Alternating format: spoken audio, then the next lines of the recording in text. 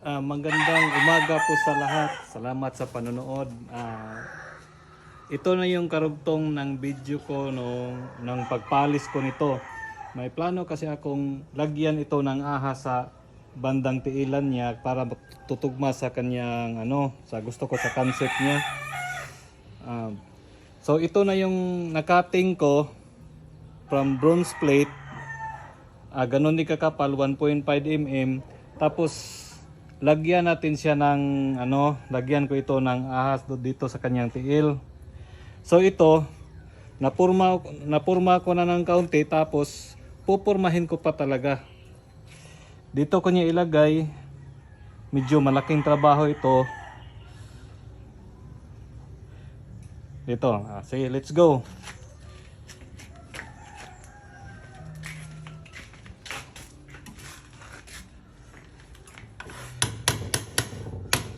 Tapos ito lang pagpukpuk, guys.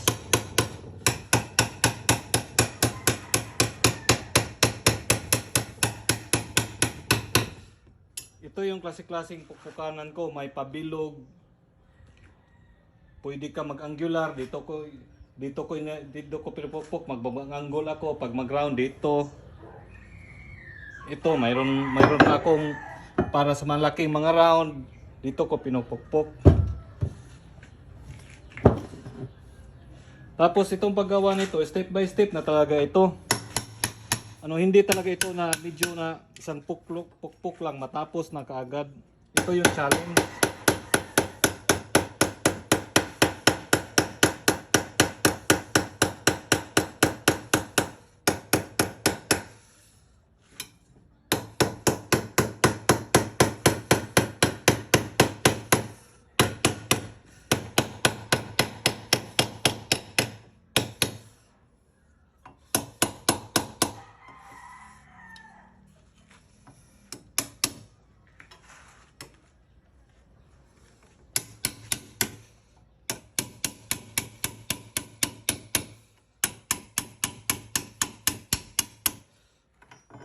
Bati, ito na yung buntot.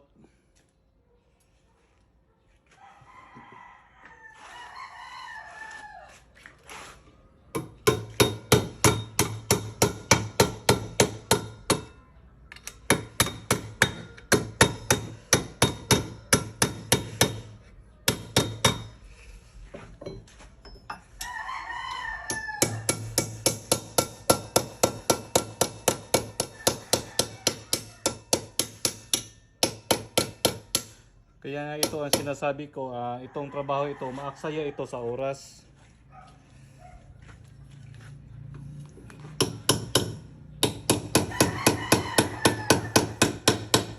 Ang kinukuha ko ngayon, yung flat kasi ito, binibilog ko hanggang sa mapurma ito, para napurma na.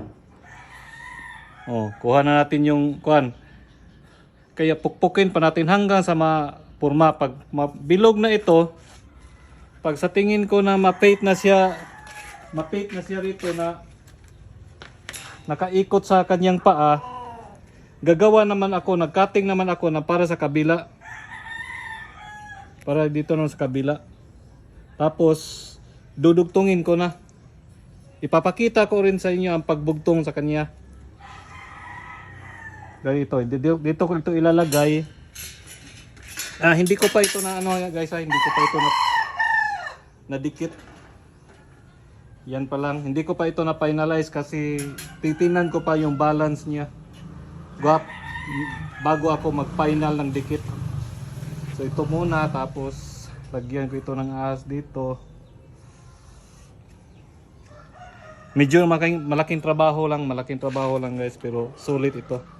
Ito, nakuha na natin yung buntot. Madali lang man ito guys. Patience lang.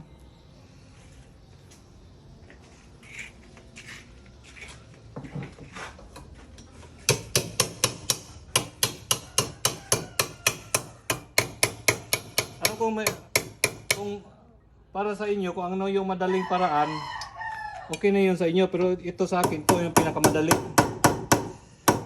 Yung iba gumagawa sila ng pattern, pero ako diretso na.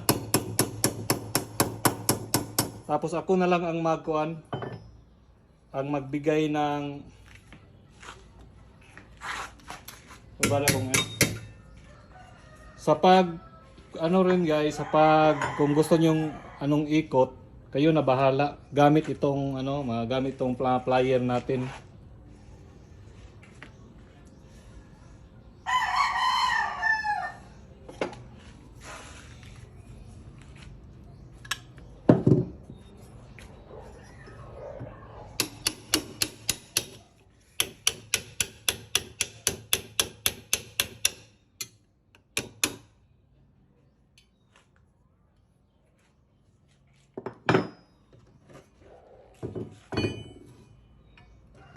Ito yung dito ko pukpukin kung gusto ko pa na ng medyo sharp na ikot, sharp na round. Dito ko pinupukpok. Yan.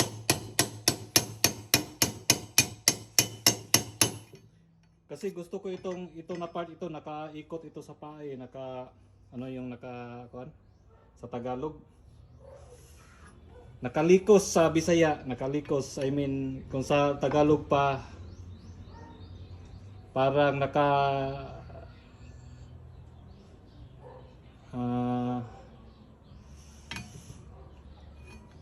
parang nakahawak kanyang paa.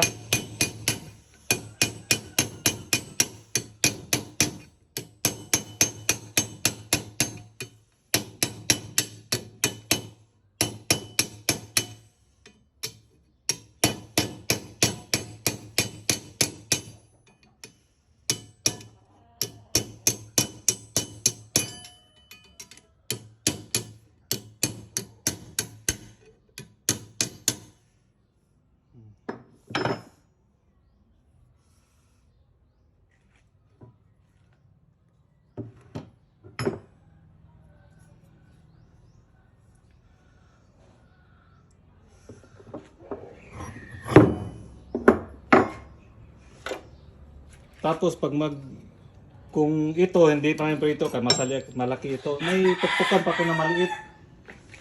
Dito ko naman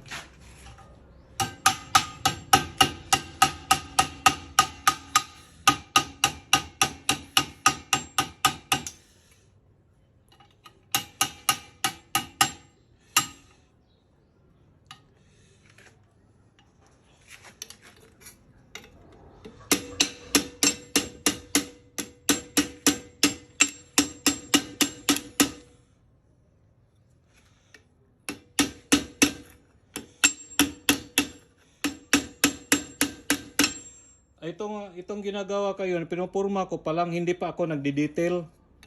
Mamaya na yung detail guys pag mapurma natin yung mamaya na yung mga anatomy sa ahas. Ito makuha lang natin yung mga baluktot niya, nakaikot talaga.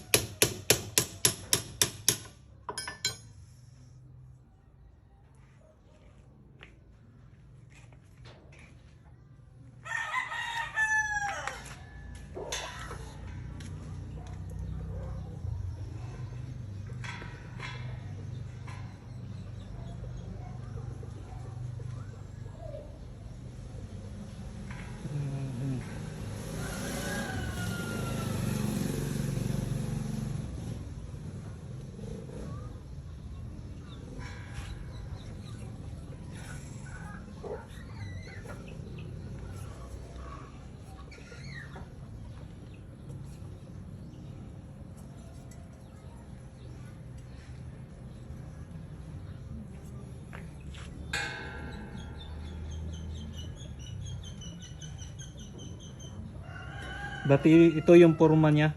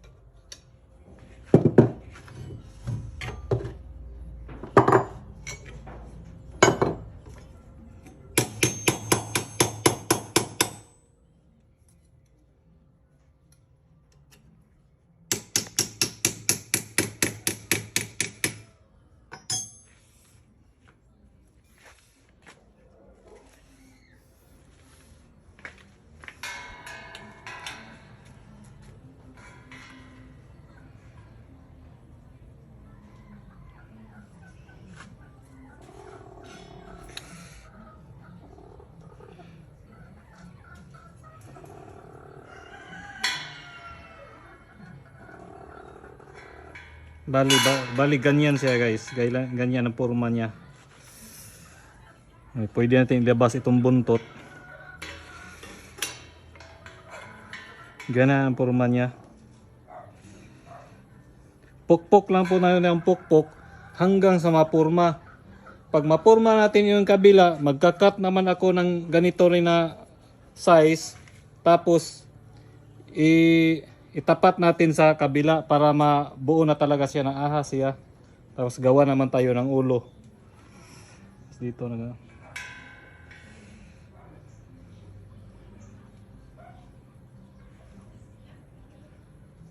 Ito ang nakaganda sa pukpok guys kasi ano siya.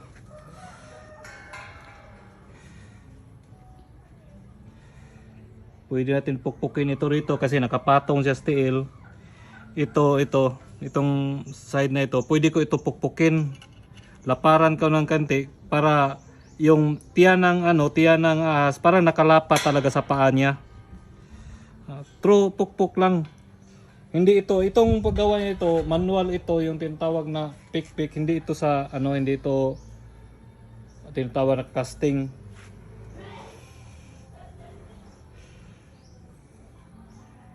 Dito yung ulo.